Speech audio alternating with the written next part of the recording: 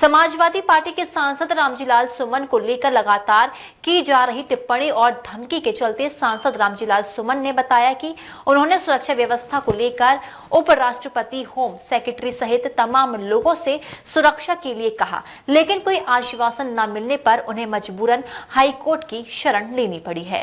करनी सेना और अन्य संगठनों द्वारा सांसद रामजीलाल सुमन को दी जा रही धमकियों के बीच सांसद रामजीलाल सुमन ने अपना पक्ष रखते हुए कहा कि उन्हें जिस तरीके से धमकियां मिल रही हैं, उससे अवश्य ही उनके और उनके परिवार पर खतरा मंडरा रहा है, जिसके लिए उन्होंने उपराष्ट्रपति, होम सेक्रेटरी सहित तमाम जगहों पर अपनी बात रखी, लेकिन सुरक्षा व्यवस्था नहीं मिलने पर उन्हें मजबूरन हाईकोर्ट की शरण लेनी पड़ी।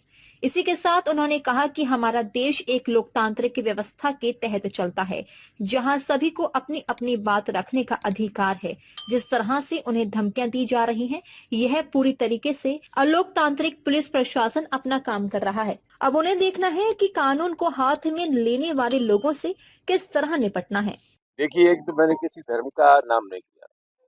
राज्यसभा की पूरी कार्रवाई को लोग ढंग से समझे। नंबर एक, मैंने किसी धर्म का नाम नहीं लिया। नंबर दो, राज्यसभा की कार्रवाई के बाद मेरे भाषण के जो अंश थे, उन अंशों को राज्यसभा के सभापति ने संसद के वृतांत से हटा दिया।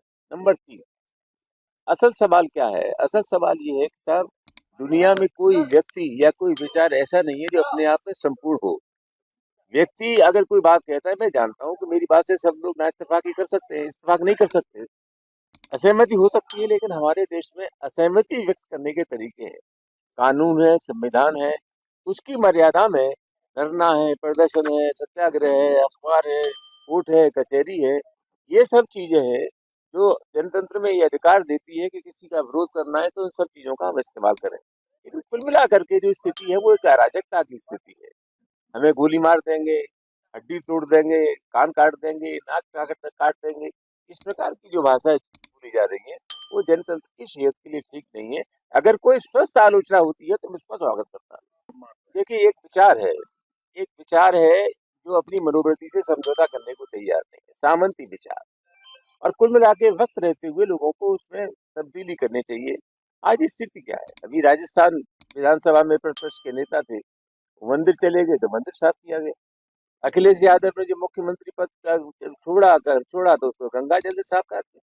आखिर क्या है विवाद का? जहां तक सवाल है, मैं भाजपा के लोगों से पूछना चाहता हूँ, 1991 में जब संसद ने कानून बना दिया कि 15 अगस्त 47 से पहले जहाँ मंदिर था वहाँ मंदिर रहेगा, जहाँ मस्जिद थी वहाँ मस्जिद रहेगी, तो फिर ये गड़े मुद्दे उखाड़ने की जरूरत क्या है?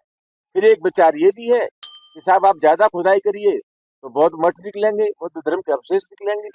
ये विवाद समाप्त होना चाहिए। और कुल मिला के स्थिति है कि किन लोगों ने इसको शुरू किया, ये भी एक विचारणीय सवाल है। मैं चाहता हूँ समाज में सद्भाव रहे और कुल मिला करके हमारे देश में विरोध करने के जो तरीके हैं उनका इस्तेमाल किया। जिस तरह की धमकियां मिल रही है, मैं समझता हूँ खतरा तो हो ही सकता है। जिस तरह की धमकियां मिल रही है, हमें मार देंगे, 50 लाख रुपए इनाम देंगे, कोई गोली मार दी वरना हम खुद ही गोली मार देंगे, कोई जीव काट रहा है, तो ये सब तरह की जो धमकियां मिल रही है, मैं समझता हूँ उसके चलते सुरक्षा की आवश्यकता है। आप हाई कोर्ट क्यों गए? ऐसा है, जैसी ये घटना हुई तो सबसे बड़ा सवाल ये था कि उपराष्ट्रपति राज्यसभा के सभापति होते, वो सभा का संचालन करते हैं और हमारे संरक्षक भी हैं। मैंने उपराष्ट्रपति जी से विनम्र आग्रह किया किस तरह की धमकियां मिल रही है, और मैंने डीजीपी, होम सेक्रेटरी, इन सब चीजों को जहां जहां सुरक्षा से मिल सकती थी, हमने सब जगह विनम्र आग्रह किया कि सुरक्षा का इंतजाम किया जाना चाहिए। कोई सिरफरा कोई भी घटना कर सकता है। जब वहाँ सुरक्षा व्यवस्था सुरक्षित नहीं हुई तो हमने हाईकोर्ट का दरवाजा खटखटाया। ये मुझसे क्यों पूछ रही हो? मैं छावनी में हूँ, तो इंतजाम पुलिस ने किया है, मैंने तो किया नहीं। तो बेहतर ये होता, बेहतर मतलब क्या उसमें और पुलिस इसमें को फर्क पुलिस है? को पुलिस को निश्चित जानकारी है कि मेरे ऊपर जानलेवा हमला हो सकता है, इसलिए जो हमला आपको दिखाई दे रहा है उनके पास खुफिया तंत्र है, उसी लिहाज से सुरक्षा का इंतजाम किया गया है। ये मैंने सुरक्षा का इंतजाम नहीं किया है, प्रशासन ने किया। धन्यवाद। डीजी महाराजा न्यूज के लिए मोहम्मद साजिद की रिपोर्ट।